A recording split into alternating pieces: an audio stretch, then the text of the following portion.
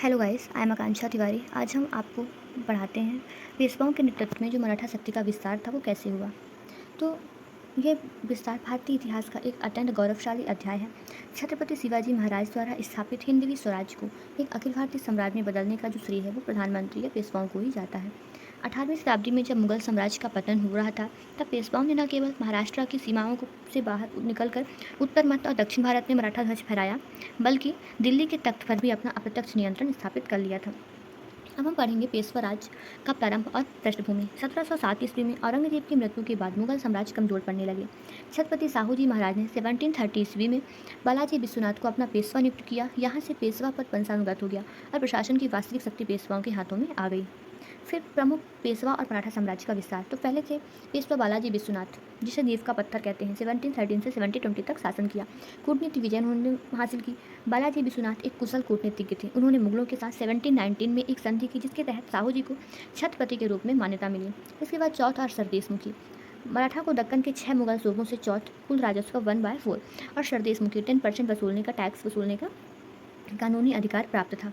फिर दिल्ली पर प्रभाव स्थापित किया। वे मराठा सेना को पहली बार दिल्ली ले गए और मुगल राजनीति में मराठाओं की धाक जमाई। फिर आए पेशवा बाजीराव प्रथम, जिनका शासनकाल था 1720 से 1714 तक। इन्हें हिंदू पदशाही या तूफानी विस्तार कहते हैं।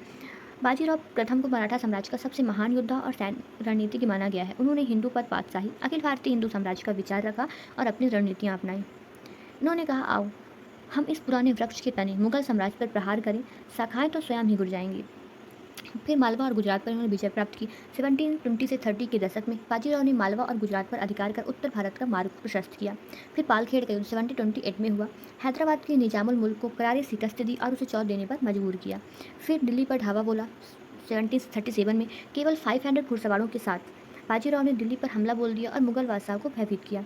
फिर भोपाल का युद्ध 1737 में निजाम की संयुक्त मुगल सेनाओं को हराकर संपूर्ण मालवा और नर्मदा चंबल का क्षेत्र मराठा साम्राज्य में मिला लिया। इसके बाद बुंदेलखंड और पोर्तुगीज राजा छत्रसाल की मदद की और पुर्तगालियों से वसई और साष्टी 1739 में छीन लिया। फिर आए पेशवा बालाजी बाजीराव या नाना साहब 1740 से 61 तक। इनका जो साम्राज्य था उस टाइम पे चरम उत्कर्ष पर था। नाना साहब के काल में मराठा शक्ति अपने उच्चतम शिखर पर पहुंची। अब मराठा साम्राज्य अटक से कटक, मतलब वर्तमान पाकिस्तान के अटक शहर से उड़ीसा के कटक तक फैल गया। इन्होंने बंगाल और उड़ीसा पर आक्रमण किया। रघुजी भोसले के नेतृत्व में मराठाओं ने बंगालों पर धावा बोला और नवाब अलीवर्दी खान से उड़ीसा छीन लिया और बंगाल से चौथ वसूलना शुरू कर दिया। फिर दक्षिण में भी उन्होंने अपना प्रभुत्व स्थापित किया। मैसूर और हैदराबाद के क्षेत्रों में पराजित कर भारी कर वसूला। फिर उत्तर भारत और पश्चिम पंजाब विजय जो 1758 में था। रघुनाथ राव के नेतृत्व में मराठा सेना की लाहौर और पेशावर पर अधिकार कर लिया तथा अटक के किले पर भगवा ध्वज फहराया। यह मराठा विस्तार का चरम बिंदु था। इसके बाद मराठा परिसंघ का उदय हुआ, मराठा कॉन्स्टिट्यूंसी का उदय हुआ। नाना साहब के समय साम्राज्य इतना बड़ा हो गया कि इसे एक ही स्थान से संभालना कठिन हो गया। इसलिए मराठा सरदारों को अलग अलग क्षेत्र सौंपे गए, जिन्होंने मराठा संघ की स्थापना की। इसमें मराठा संघ के वंश, क्षेत्र और केंद्र के बारे में पढ़ेंगे। तो यह पहले सिंधी वंश है ना, ये ग्वालियर में था। मध्य भारत और उत्तर भारत का नियंत्रण था इसमें। होलकर इंदौर जो मालवा का एक पूरा क्षेत्र था। फिर गायकवाड़ बड़ौदा जो गुजरात में था।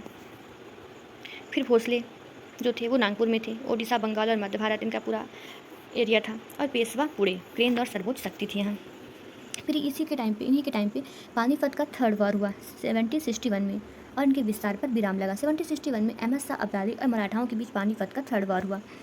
इस युद्ध में मराठा जो सेनापति सदाशिवराव भाऊ और विश्वासराव सहित हजारों मराठा योद्धा वीरगति को प्राप्त हुए।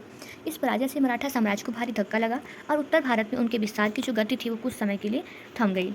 फिर आए पेशवा माधवराव प्रथम और इनका इस समय पुनरुत्थान हुआ। 1761 से 1772 तक इनका शासनकाल था। पानीपत के झटके के बाद युवा पेशवा माधवराव प्रथम ने केवल 10 वर्षों के भीतर मराठा शक्ति को पुनः जीवित कर दिया। उन्होंने दक्षिण में निजाम और हैदर अली को पराजित किया। फिर महादजी सिंधिया और तुकोजी होलकर के सहयोग से उत्तर भारत पर पुनः नियंत्रण स्थापित कर लिया। फिर 1771 में मुगल सम्राट शाह आलम द्वितीय को पुनः दिल्ली के तख्त पर बैठाया और उन्हें मराठाओं का पेंशन भोगी बना दिया। इसके बाद हम इनका कंक्लूजन देख लेते हैं कि पेशवाओं के अधीन जो मराठा शक्ति का विस्तार था वो केवल एक सैन्य विजय नहीं थी, बल्कि इसे सदियों से चले आ रहे मुगल एकाधिकार को समाप्त कर दिया। यद्यपि 19वीं शताब्दी की शुरुआत में आंतरिक कलह और अंग्रेजों के हस्तक्षेप के कारण मराठा साम्राज्य का ही पतन हो गया, लेकिन 18वीं शताब्दी का अधिकांश समय मराठा युग के रूप में जाना जाता है। So thank you so much guys. आज हमने आपको ये पूरा पढ़ा दिया। आप इसे अच्छे से रिवीजन कर लीजिएगा और इसके नोट्स बना लीजिएगा। Thank you.